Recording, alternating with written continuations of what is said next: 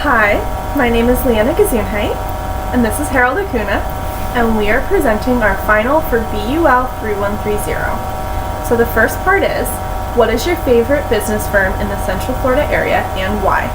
We chose Class Athlete, which is a sports program in the Seminole County area.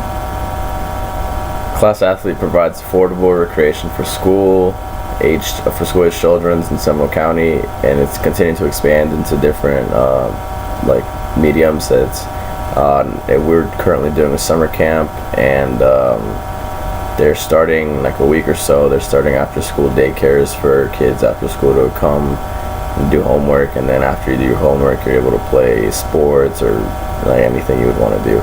It's a really big community builder because it gives kids a place to play sports for an affordable price. So our second part is we have to talk about the interview we had. We interviewed Roy Bova. He's the president and founder of Class Athlete.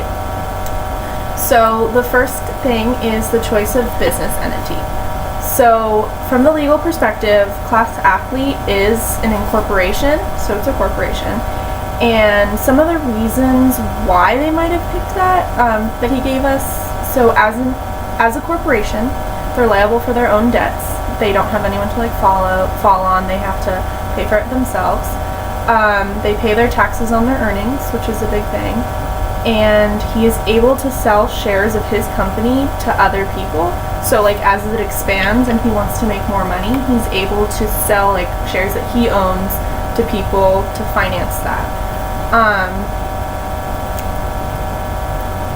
Also, if Class Athlete is ever involved in a lawsuit, the shareholders' assets are not on the line. They're personal assets. The only thing that can get taken away or paid are things that they have already invested in the company. So their homes, their cars, stuff like that is not on the line if they ever have a lawsuit. And last thing is that Roy, the president and founder, initially when he started the company, he owned full stock in the company, and like I said before, he's able to sell his shares to people who join in order to finance, and also the shareholders are kind of directors in a way. They do the day-to-day operations with Class Athletes, so that's another way he's able to hire people. When it comes to contracts, the only contracts we really have are with our sponsors, which are right now they're getting sponsored by Dick's Sporting Goods, and then probably the most major contract we have is with Red Bug Lake Park, because that allows us to run our Saturday events. The events run from 8 a.m. to 8 p.m. and it ranges from soccer, flag football, and actually t-ball that they just started. They also rent out a specific time slot at the Tuscaloosa United Methodist Church, and that is for the after-school daycare. And then there's several other churches we use around Seminole County to do indoor basketball and other activities like that. The agreement, the details between the agreement with Red Bug Park, they expect us to maintain the field. So when we're dragging out, not dragging equipment, but we're bringing out equipment to set up for the day, we're supposed to pick up the goals instead of dragging, because that would ruin the fields, and every summer they redo the field. So we're responsible for maintaining the fields as much as we possibly can, and so for parents coming in, they're not allowed to set up tents because they'll use stakes that dig into the ground, and it ruins the grass and whatnot.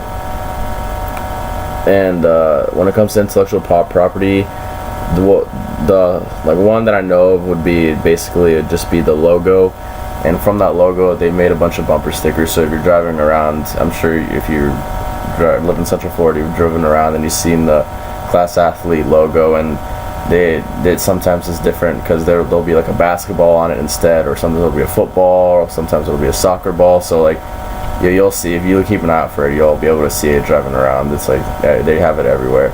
It's really big for intellectual property because it's their biggest marketing device. In Seminole County, it's easily recognizable. People know what it means, and by giving bumper stickers, it's like a free form of advertising. The parents are driving around, other parents ask, oh, is that a sporting thing that they do? And it brings in new clientele every day. So it's a really big part of the company. Another thing is agents. So who is the firm's most essential or important agent? There's a worker there. His name is Michael Giraldo, and he is actually the one who runs the day-to-day operations for Roy, because Roy's more like the administrator. He tells people what to do and stuff. And he's an employee of the company. He gets paid by Class Athlete. And he's really important because he knows how to run football programs. I believe he works for Pop Warner at Lake Howell Elementary. And he coaches Lake Howell's football team now. Yeah, he coaches Lake Howell's football team, which is a high school in Seminole County that's right by that proximity. He also, does he coach the basketball team at he coaches Tuscaloosa's middle school basketball team so he's very well versed in operations and sports, especially in youth sports. So he's very important to the company. The other thing is litigation. This one is kind of not like, we didn't really get anything from Roy when we interviewed him because I don't think they're currently involved in any cases. But it's likely that the kids are required to sign a waiver, so it's unlikely that a parent would be able to press charges or anything if their child gets hurt or something. So that's not anything to worry about. The only thing that we could really come up with is if maybe the fields are damaged at Redbug Park or equipment is damaged at a church, perhaps the venues could probably press charges. So I believe that most of this will be settled out of court. There's not enough money involved to pay for formal litigation, and I think that even mediation's a stretch. I think that probably Roy would be able to talk it out and figure it out, but that's probably where they would go if they had to pick mediation. When it comes to ethics, Class Athlete, they'll tell you at the beginning of every season, because they have like a huge get-together and basically new parents learn about the company. Roy always tell you Class Athlete strives to raise good kids, good students first, and athletes. They follow a code of conduct, which like the coaches will be very nurturing. It's a competitive league, but it's not a super hyper competitive atmosphere where coaches can get on kids like in an unprofessional manner, like in a not right. The kids are there to learn. They're there to learn how to play sports, and then if for some reason they want to move on to the more competitive leagues, they're free to do so. But right there, they're there to learn.